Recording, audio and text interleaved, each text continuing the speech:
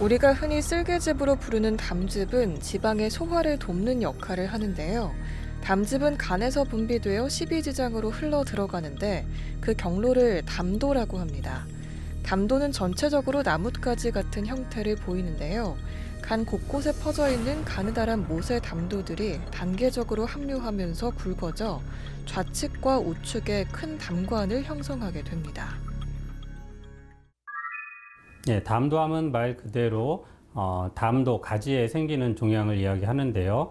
간에서 만들어진 담즙을 십이지장으로 운송하는 통로와 같은 역할을 하는 것이 담도라고 하고요. 이 담도에 생긴 종양의 위치에 따라서 간내 담도암, 간외 담도암 이렇게 크게 분류를 합니다. 보통 무증상 황달이나 체중 감소로 오는 경우가 많고 특히 이 중에서 좌우 간내 담도 가지가 갈리는 간 문부에 생기는 암을 간 문부 담도암이라고 해서 가장 많고 치료 역시 가장 어려운 종양에 속합니다. 국립암정보센터의 통계 자료에 따르면 2021년 기준 우리나라 담도암 환자 수는 연 5천 명 가까이 발생하며 전체 암 환자의 2.4%를 차지합니다. 인구 10만 명당으로 환산 시 환자 수가 9.8명으로 선진국에 비해 높은데요. 담도암은 여성, 특히 60대 이상의 여성 환자들에게서 자주 발견됩니다. 췌장암과 마찬가지로 늦게 발견하게 되면 병의 경과가 좋지 못해서 사망률은 전체 암 사망 환자 중 4.9%입니다. 네, 담도암의 원인은 가장 많이 환자분들이 물어보시긴 하지만 현재까지 뚜렷한 발생 원인이나 기전을 정확히 알지는 못합니다. 환경적인 요인하고 유전적인 요인이 복합적으로 관여한다고 알려져 있습니다. 그렇지만 몇 가지 중요한 위험 인자들이 있는데 경화성 담도염이나 만성 관질환, 당관 낭종과 같은 선천적인 당관 확장증, 간 흡충과 같은 기생충 감염, 감내 담석 등이 중요한 위험 요인이고요. 고령과 가족력 역시 중요한 요인이 되겠습니다. 위암의 조기 발견율은 80%에 달하는 데 반해 담도암은 80%의 환자가 암이 진행된 상태에서 발견이 돼 수술이 어려운 경우가 많습니다. 담도암의 대표적인 증상은 얼굴이나 눈이 누렇게 변하는 황달을 띨 수 있는데요. 황달 또한 담도암이 어느 정도 진행된 상태에서 나타나며 통증이 없는 경우도 많습니다. 그 밖에 소화불량, 구역감, 원인 모를 체중 감소도 담도암으로 인해 나타날 수 있는 증상입니다. 네, 우리가 담도암의 조기 진단이 어려운 이유는 일반적인 건강검진이나 여러 가지 검사를 우리가 시행을 하지만 특정 종양 표지인자가 없고 CT나 MRI를 하지 않는 이상 초기 발견이 매우 어렵기 때문입니다. 검진에서 우리가 흔히 많이 하는 위, 대장, 내시경으로 발견할 수도 없고 복부 초음파에서도 어느 정도 종양이 커져서 변화가 생기기 전에는 발견이 매우 어렵습니다. 따라서 담도가 막혀서 황달이 생기거나 염증이 생겨서 복통, 발열과 같은 증상이 생기기 전까지는 이미 진행된 경우가 많아서 초기 진단이 매우 어렵습니다. 그렇지만 최근에는 이런 복부 초음파나 일반 혈액학적인 검사뿐만이 아니라 검진 CT와 같은 검사들이 많아지면서 비교적 초기에 발견되는 경우도 점차 증가하고 있습니다. 담도암의 5년 생존율은 아직도 10%에 그치고 있습니다. 진단 후 수술이 가능한 환자 비율은 전체의 30%에 불과한데요. 더불어 담도암 수술을 하더라도 60% 이상의 환자에게서 재발하고 다른 암종과 달리 우수한 효과를 보이는 치료제도 없어서 병의 경과가 가장 좋지 않은 암으로 알려졌습니다. 네, 보통 담도암의 진단은 혈액학적인 검사에서 간 수치가 상승되어 있거나 복부 초음파에서 담도 확장 등의 이상 소견이 있는 경우 의뢰되어서 검사를 하게 되고 복부 CT와 MRI가 진단의 가장 중요한 기본적인 검사입니다.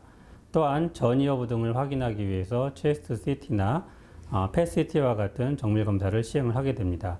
그리고 중요한 것은 조직학적인 검사가 필요한데요. 이러한 검사를 위해서 ERCP라고 하는 담도 조영술을 시행하게 됩니다. 이러한 ERCP를 통한 담도 조영술은 종양의 침범 부위를 확인할 수 있을 뿐만 아니라 조직세포학적인 검사를 진행을 하게 되고 황달 배액을 위해서 담도 스텐트 삽입까지 동시에 시행할 수 있는 시술이 되겠습니다. 한 가지 문제는 이런 담도암의 특성상 조직세포학적인 진단율이 한 7, 80% 정도로 그닥 높지가 않아 정확한 진단에 어려울 때가 종종 있습니다.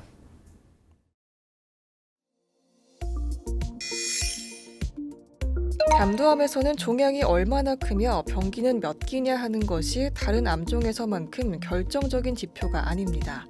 그보다는 종양의 위치, 주요 혈관이나 간내 담도 또는 주위 장기로의 침범 여부가 예후에 중요한 경우가 많은데요. 간내 담도의 암 크기가 5cm 이하면서 주변 혈관을 침범하지 않았다면 1기입니다. 간내 담도암 2기는 주변 혈관을 침범했거나 혹은 암이 2군데 이상 생긴 경우에 해당합니다.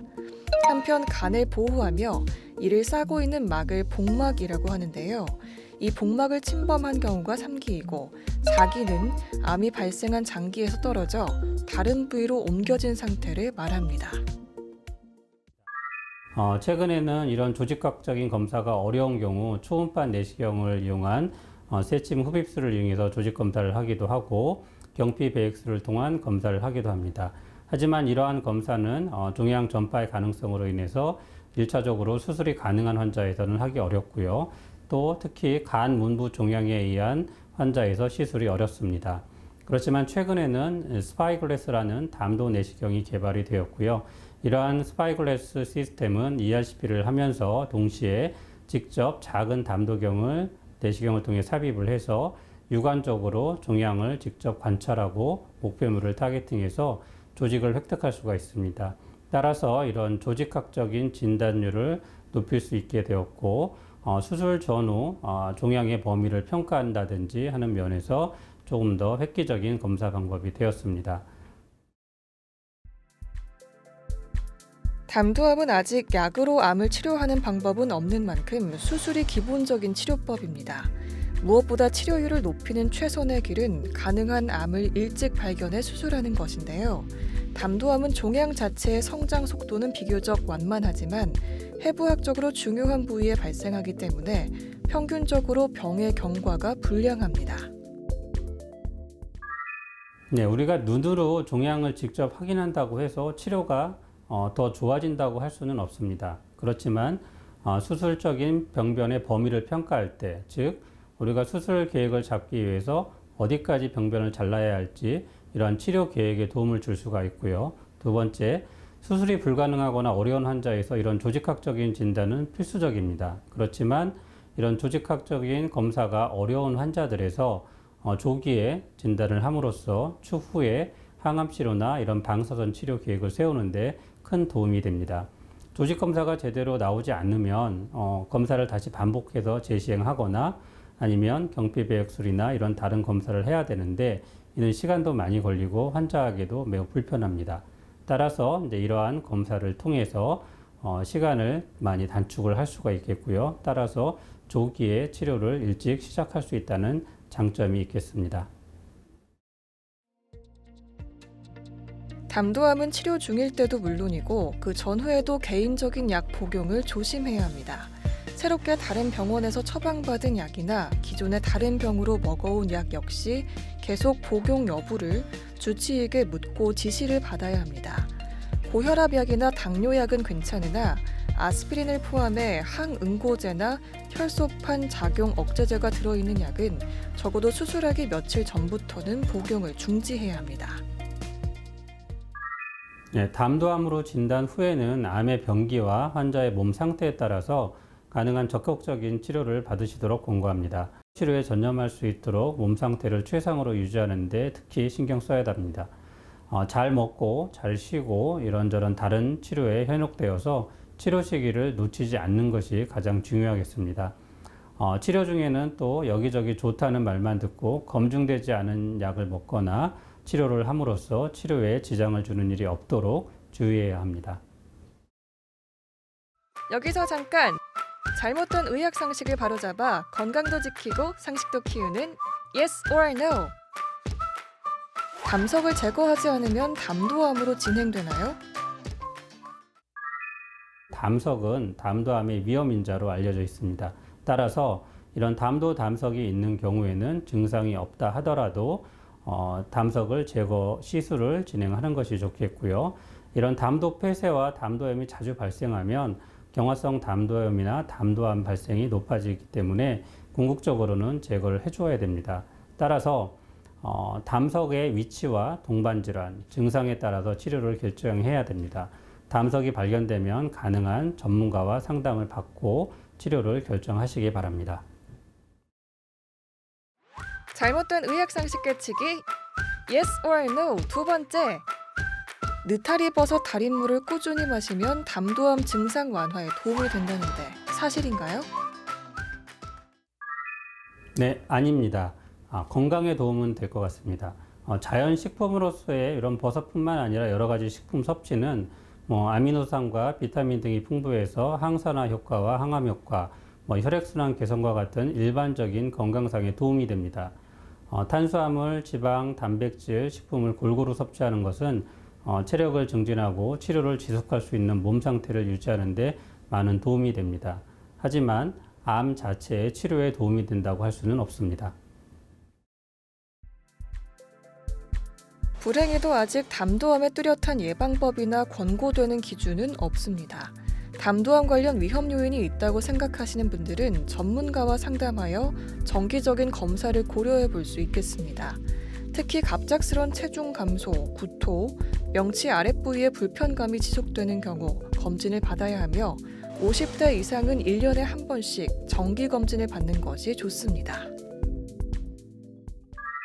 네, 췌장암과 더불어서 담도암은 아직 뚜렷한 조기 진단 방법이 없어 발견이 아주 늦고 그러다 보니 치료가 매우 어렵습니다. 그렇지만 우리나라는 정기 국가암검진이나 직장검진 등이 매우 활성화되어 있어서 이런 검진을 게을리하지 마시고 이상소견이 발견되면 즉시 정밀검진을 받는 것이 중요합니다. 가족력이나 담석증과 같은 기왕령이 있다면 반드시 정기검진을 하셔야 합니다. 또한 만성피로나 잦은 복통과 같은 원인 모르는 증상이 지속 시에는 반드시 소화기 전문의와 상담을 권고드립니다. 담도암은 초기 진단이 어렵고 수술이 어려운 경우에도 적극적인 항암 치료나 국소 치료를 병행함으로써 생존율이 점차 증가하고 있고 또한 수술할 수 있는 기회도 증가하고 있습니다. 포기하지 않고 적극적인 치료를 하실 것을 권고드립니다.